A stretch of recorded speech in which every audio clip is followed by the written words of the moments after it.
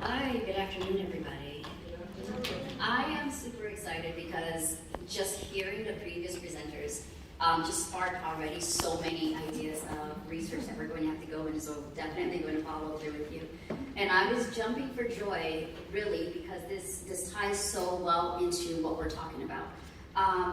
When we're talking about Journey to Nine, I'll explain how we started with Journey to Nine. Just to start off with,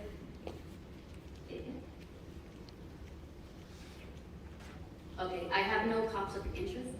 Oh, messy. Thank you. Well, I forgot language. No conflict of interest to disclose. Okay.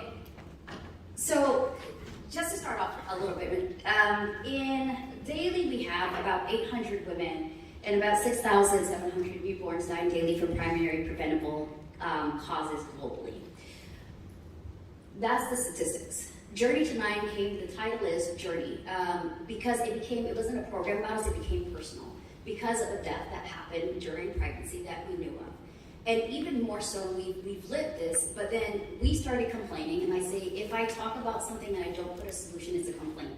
So we kept on talking about it, and we said, what are we going to do about this? So we decided to look at and say, we need to tap into what PIH, my name is Marc, I'm the Executive Director of IMNHC in Haiti. I work for Partners in Health, as some might know it, globally. And one of the things that PIH, or Partners in Health, and IMNHC did is we tapped in specifically when we first started with TB, HIV, into the accompaniment model, a very integrated model. And we asked, why do we not do this for maternal care? Mm. So we started, my co-creators of this program, and we developed the Journey to Nine Plus model, supporting women throughout the lifespan of their pregnancy and into the first year of the baby's life for now. We look to expand it to longer. Drawing on the strength of the community and evidence-based clinical care, J9 really holistically addresses the needs that mothers and infants have while building trust in the health system. Reproductive maternal neonatal child health and adolescent program, it started in 2018, really through a discussion, and we're saying, what are we going to do at the University Hospital in Mirbalais, which is a 300-bed teaching hospital with about 5,000 deliveries per year.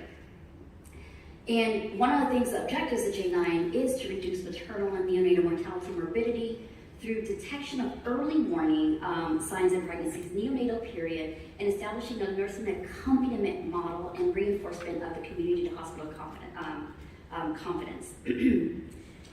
So also, one of the key things about this program, and I hate saying program because it's personal. It starts as a program, but it's personal to us because it's an accompaniment model.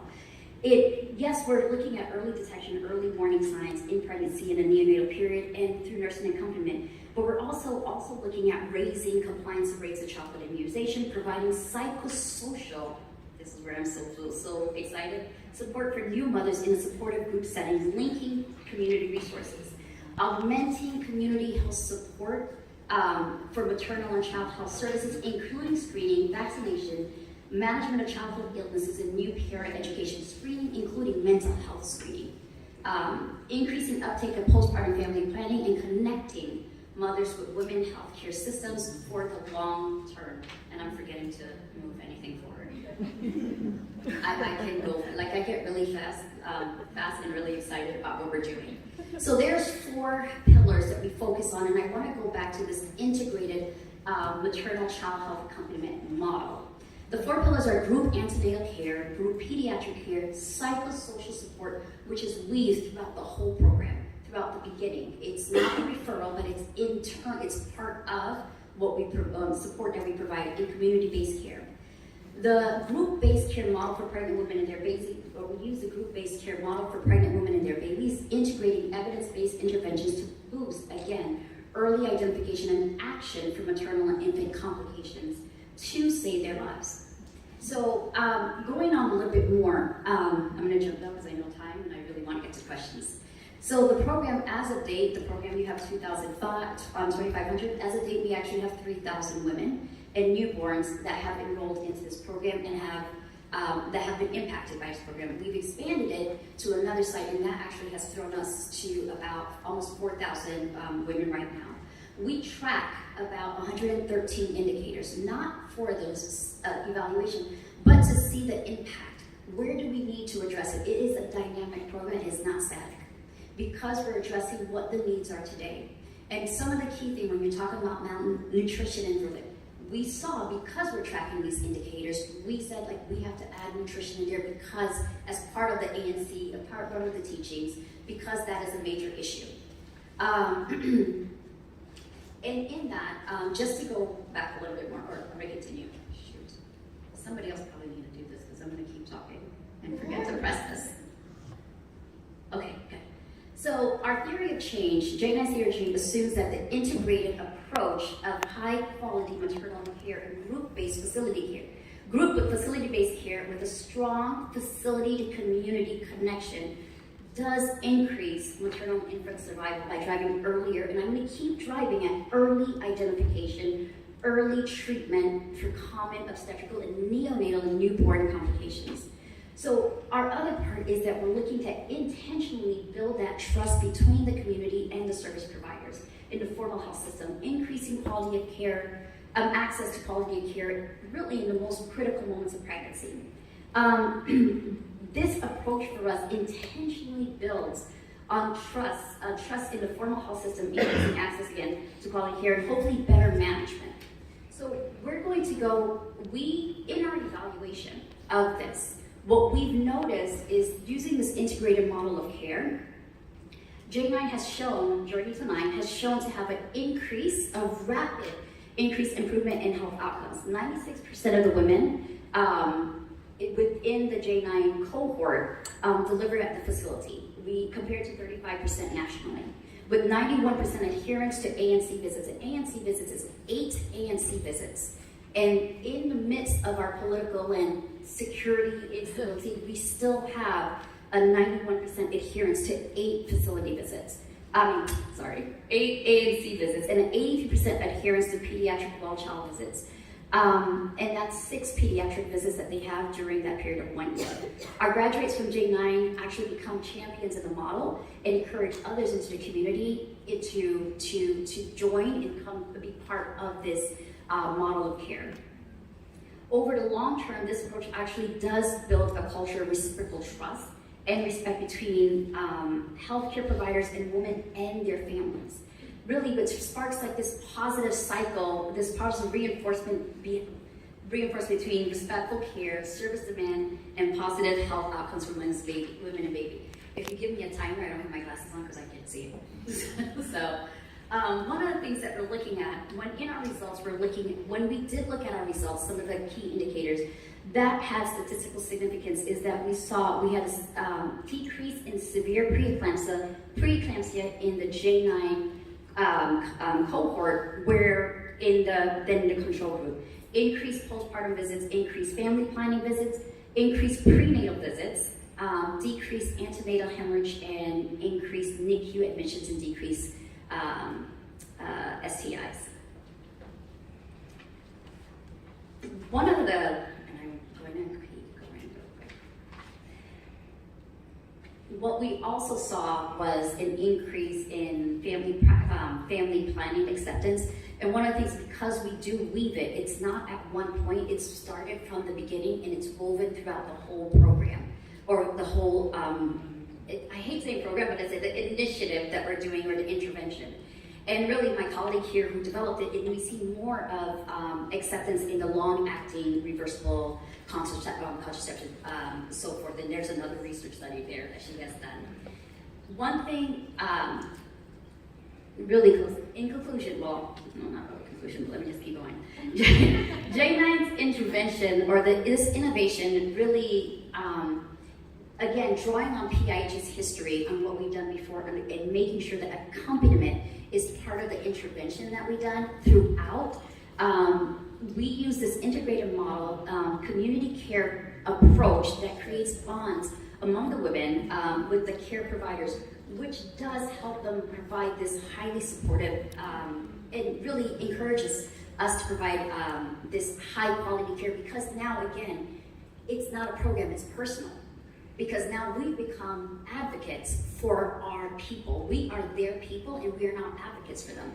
Going on, in this unique program for us, what we saw, we focus on maternal health programs that focus on women's experience through supportive groups and pregnancy with home and health facility interactions.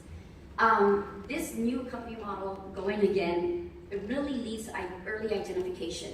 One of the things that I want to point out too is when we talk about the community-based interactions, and I'll go through this one. It's, I'm going to jump a little bit and go back. The community-based interaction I really want to focus on is so important because community does not really starts at the facility. It's not limited to going out into the field. And what we've done was mix, and part of the care delivery team is community health workers. In that community-based intervention, when we go out, we do a household survey and look at the community and see what do they have. Do they have water? Do you have access to, the distance? Do you have, where's the latrine? What's the nutritional status? What do you eat? Where do you get? So there's a lot of questions that we ask, and we see it within the group, and then we go back and say, how do we incorporate this in part of our group care? Other part of that, going to the 4 pillars. It's integrated maternal child health care, and how do we do it? That first one is the group A and C, de-siloing maternal child health. And I hate silos. My team knows that's the first thing I always say is I hate silos. How do we bring it together? Because it drives down costs, because they do not have to keep coming back to the facilities because we're providing this care in one package. We do this through integrated maternal care, de-siloing maternal health, increase accompaniment, make sure accompaniment is part of that, and we do it through group-based care.